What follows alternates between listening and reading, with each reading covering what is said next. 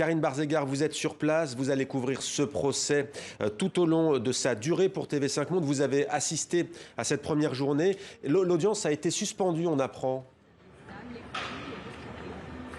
Oui, l'audience a été suspendue, Mohamed, vers 17h. L'un des accusés, Farid Kharkhash, c'est un belgo-marocain de 39 ans, a fait un malaise dans le box.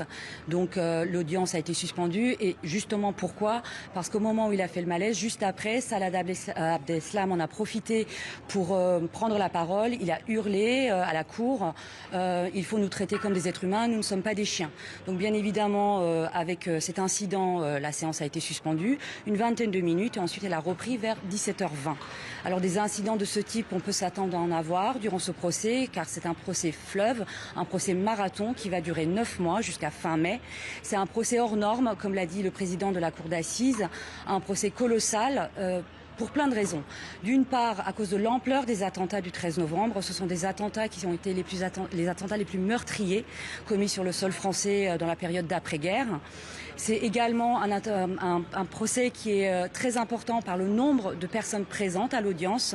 Il y a 1800 parties civiles et d'autres parties civiles qui risquent de s'ajouter dans les prochaines semaines. 330 avocats, une trentaine pour la défense et 300 pour les parties civiles. Et bien évidemment, il y a également de nombreux médias français et étrangers.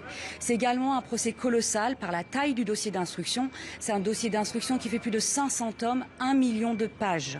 Et aussi, c'est un procès important par le nombre d'accusés qui sont présents. Il y a 20 accusés, dont 14 qui sont dans le box et 6 qui sont jugés par défaut.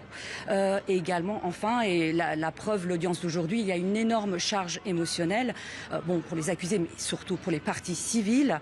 Et c'est justement pour ça que le président de la Cour a tenu à tenir à des propos liminaires pour parler de cette charge émotionnelle, pour dire que même si ce procès était hors norme, il fallait pourtant qu'il soit qu'il se déroule dans la norme et dans le respect des droits de chacun et notamment des droits de la défense.